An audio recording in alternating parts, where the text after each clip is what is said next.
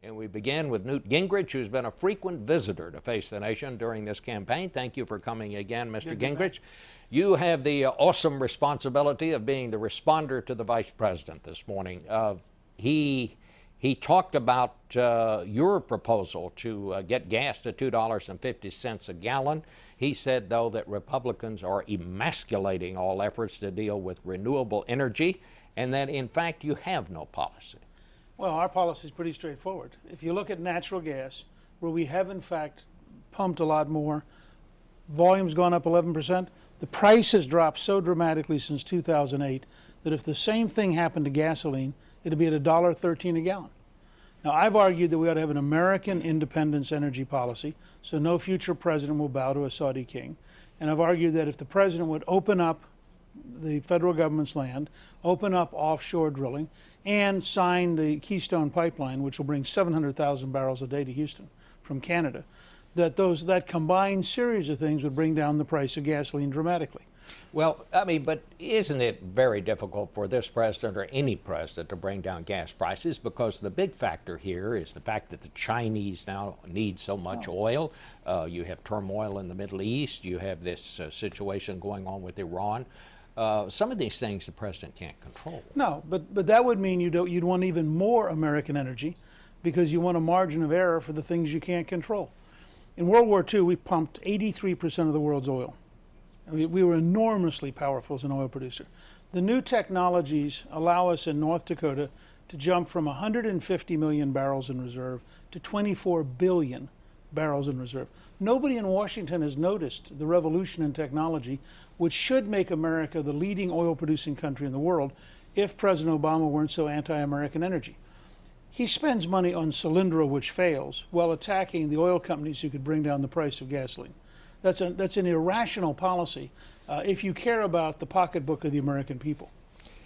Let's talk a little bit about what Mitt Romney said about the open mic where Barack Obama told the Russian president, look, give me some space here, I'll have more flexibility after the election.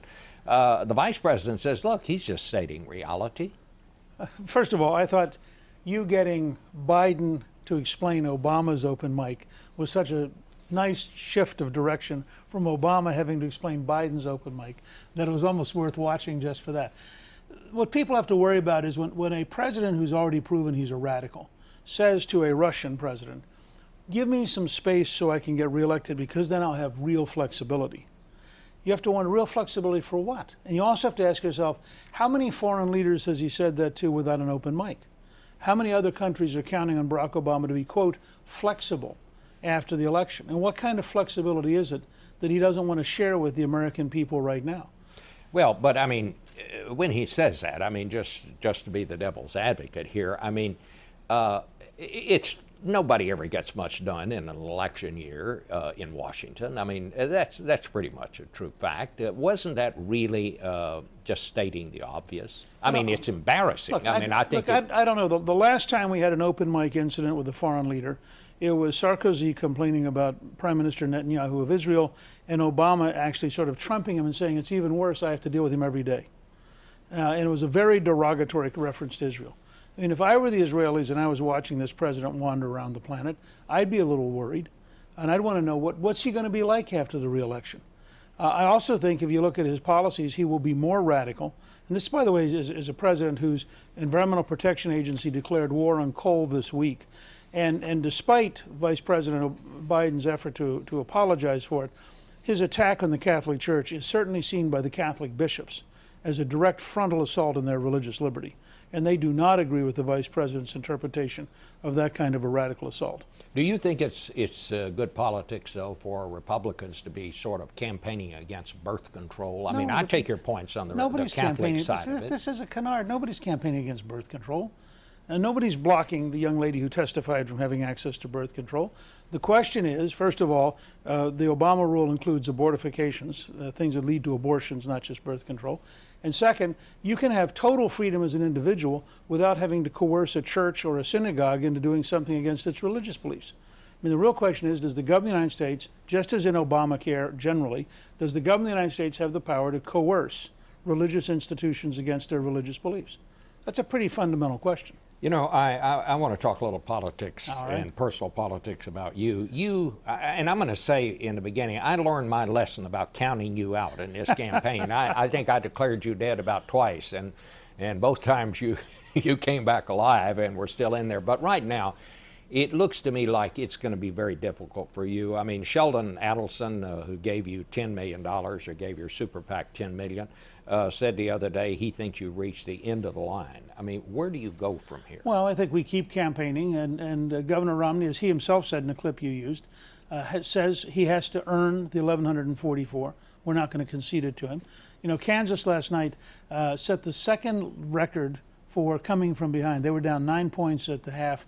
That is the second biggest margin to come back from in the Final Four series. So I'm going to take Kansas as a model. St. Louis last year was 10.5 games out with 28 games to go, and as an Atlanta Braves fan, that was a very painful lesson. If Governor Romney gets to 1144, not counting, by the way, disputed delegates in Arizona, Florida, and Idaho, but if he gets to 1144, he'll be the nominee. Will you then endorse him Absolutely. at that I'll point? do everything I can to help elect him. If Rick Santorum becomes the nominee, I'll help him. And I believe both of them would tell you, if I became the nominee, they'd help me. We are all committed to defeating Barack Obama. We think his reelection will be a disaster for the country.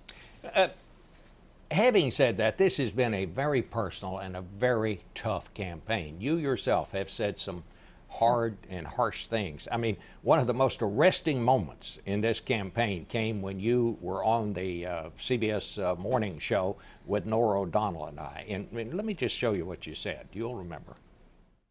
Are you calling Mitt Romney a liar? Yes. You're calling Mitt Romney a liar? Well, you seem shocked by it. Yes.